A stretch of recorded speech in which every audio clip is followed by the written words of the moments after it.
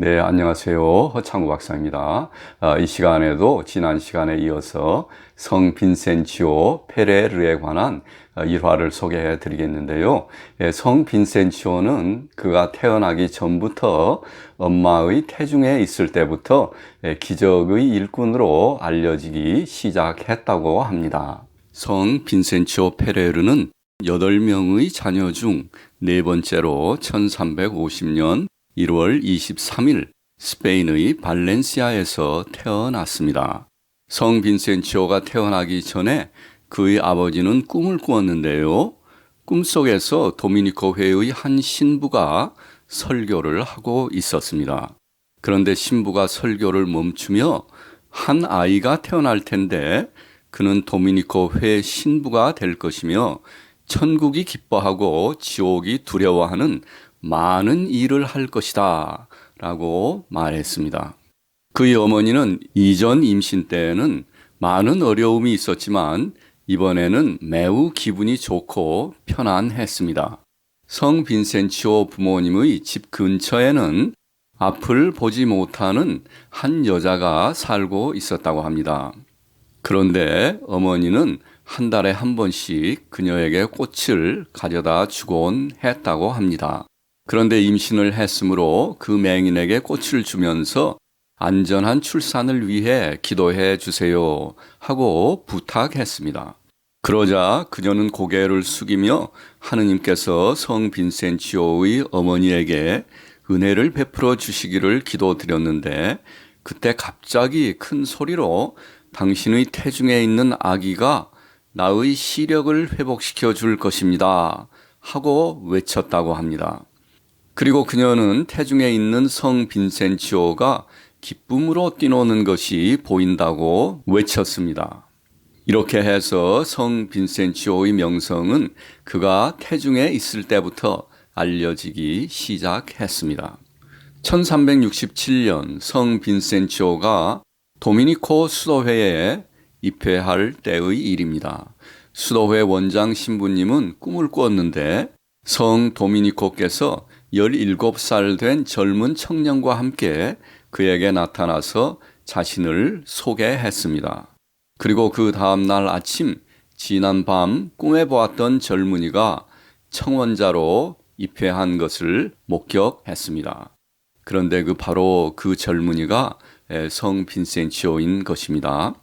그 후 성 빈센치오는 기도와 신학 공부 그리고 성경 공부에 전념했는데 얼마 되지 않아 성경 전체를 마음속에서 기억했다고 합니다.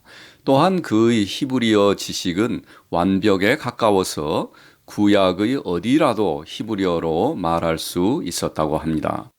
그뿐 아니라 성 빈센치오는 교회의 선구자들과 학자들의 가르침에 대한 백과사전과 같은 지식을 가지고 있었다고도 합니다.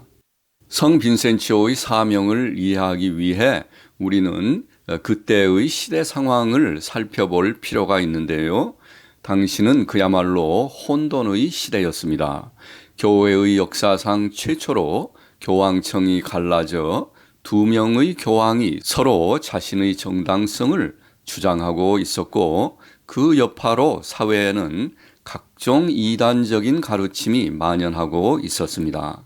이러한 와중에 성 빈센치오가 자신을 하느님이 보낸 심판의 천사로 부르며 종말론적인 메시지를 군중에게 전파하기 시작한 것입니다. 1396년 10월 3일이었습니다.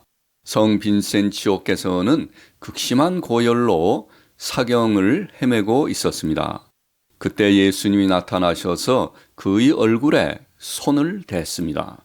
그러자 그는 그 순간에 치료되었을 뿐 아니라 예수님의 손가락 지문이 그의 얼굴에 새겨졌는데 그 후 평생 동안 남아 있었다고 합니다. 그리고 예수님은 그에게 명령했습니다. 가서 심판의 날이 오고 있음을 설교하여라.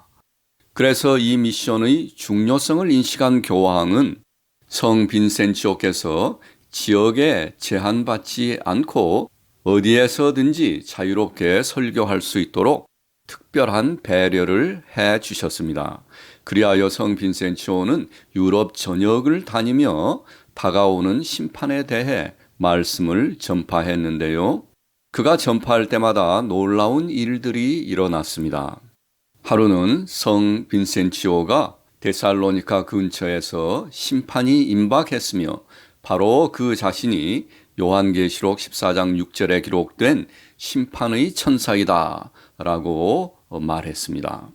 요한계시록 14장 6절 나는 또 다른 천사가 하늘 높이 나는 것을 보았습니다. 그는 땅에서 사는 사람들 곧 모든 민족과 종족과 언어권과 백성에게 선포할 영원한 복음을 지니고 있었습니다. 그가 큰 소리로 말하였습니다. 하느님을 경외하고 그분께 영광을 드려라. 그분께서 심판하실 때가 왔다. 하늘과 땅과 바다와 샘을 만드신 분께 경배하여라. 요한계시록 14장 6절.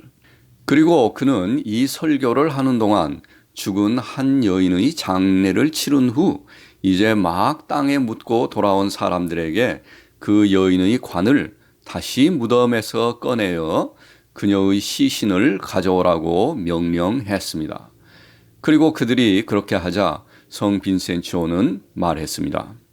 죽은 자여 일어나라. 그리고 내가 마지막 날에 다가오는 심판에 대해 전하기 위해 보냄을 받은 계시록에 기록된 메신저인지 아닌지 이 사람들에게 말해 보아라. 그러자 여인은 관 속에서 일어나 말했습니다. 예, 신부님, 당신이 그 메신저입니다.